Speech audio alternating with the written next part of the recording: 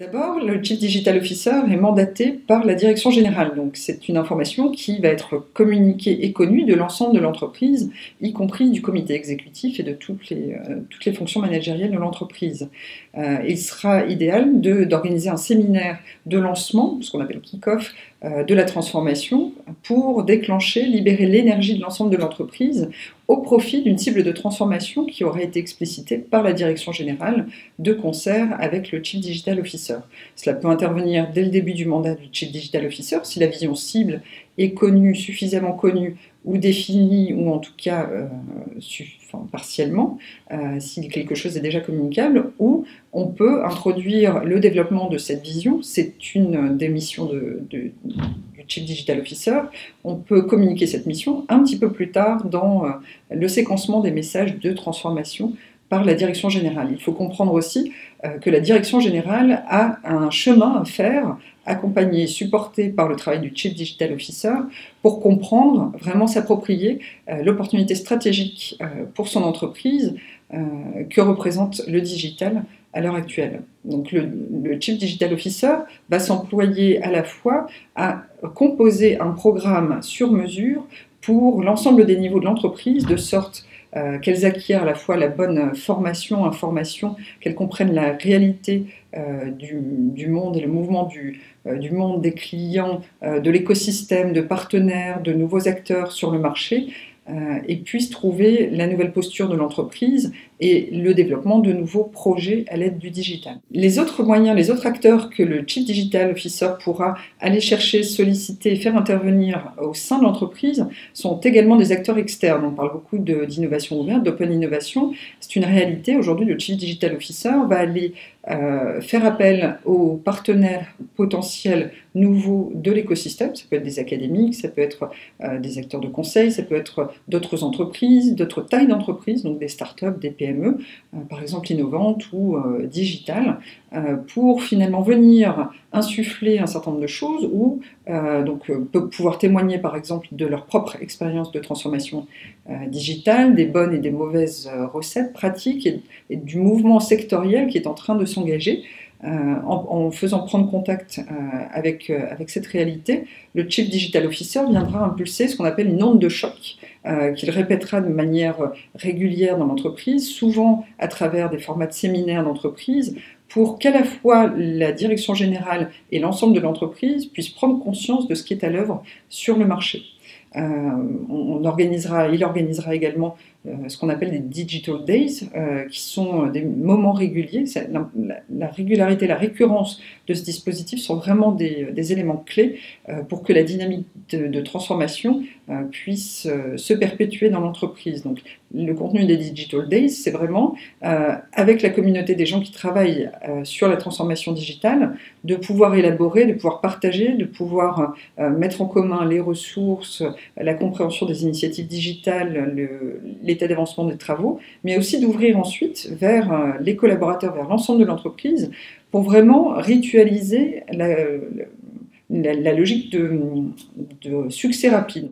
C'est également ces collaborateurs les plus matures qui pourront constituer l'équipe virtuelle du CDO ou rejoindre directement son équipe de manière plus hiérarchique pour renforcer son action transversale sur différents sujets qui font l'objet du socle digital, par exemple. On peut penser à un projet de Customer Relationship Management, un projet de e-commerce, un projet plus transversal de données. Ces collaborateurs plus matures, faisant partie de l'équipe virtuelle du Chief Digital Officer, pourront jouer plusieurs rôles dans la vie de la transformation digitale de l'entreprise. Le rôle d'ambassadeur digital, le rôle de Digital Champion, c'est-à-dire ce sont à la fois des acteurs de communication, des acteurs de production et participation concrète à des projets opérationnels. Donc, ils diffuseront à la fois les messages sur l'état d'avancement, l'état de progression de la transformation digitale de l'entreprise. Ils pourront faire remonter des initiatives, des idées innovantes vis-à-vis d'un dispositif de crowdsourcing, par exemple, que le CDO aura pu mettre en place, c'est-à-dire le recensement d'idées, de projets innovants qui seront développés ensuite en innovation agile dans l'incubateur d'entreprise.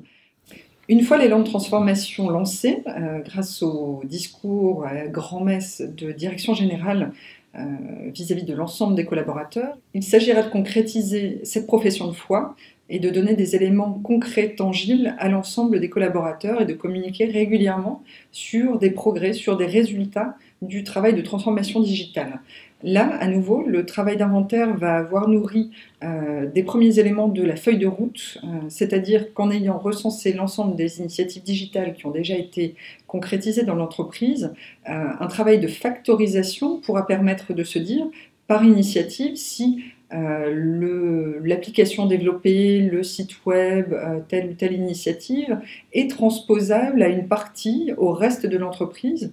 Donc les premiers projets pourront consister à repartir de cette base existante et à les généraliser partiellement ou totalement à l'entreprise. Ça donnera déjà de la consistance et de la matière à la roadmap. Un autre axe de travail très visible, très concret au quotidien pour l'ensemble des collaborateurs qui pourra traduire l'élan de transformation et la vision qui a été portée se concrétise en règle générale par deux types de projets qui à la fois sont porteurs de sens, d'engagement pour les collaborateurs et leur apportent une réelle valeur ajoutée et des résultats au quotidien.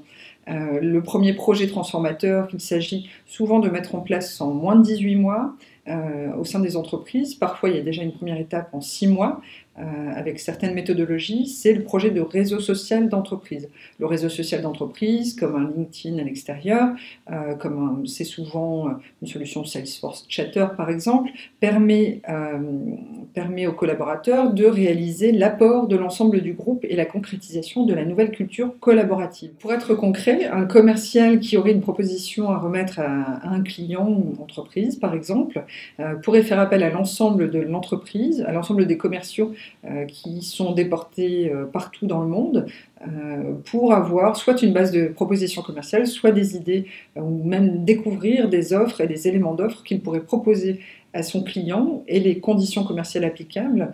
Donc on parle de cross-selling, c'est-à-dire de la vente croisée entre ce qu'il aurait pu constituer comme cœur de réponse et des offres complémentaires que le groupe porte également par ailleurs dans d'autres entités ou d'autres géographies. Le deuxième projet qui peut concrétiser déjà des éléments du quotidien, les valeurs ajoutées quotidiennes du digital dans l'entreprise, c'est souvent un projet de réduction du zéro papier, de réduction des impressions. Le projet Paperless est à la fois s'inscrit dans des enjeux plutôt éthiques et écologiques de l'entreprise, rejoint les notions de responsabilité sociale, sociétale, est porteur de sens pour l'ensemble des collaborateurs et montre ses bénéfices au quotidien dans la pratique quotidienne des collaborateurs.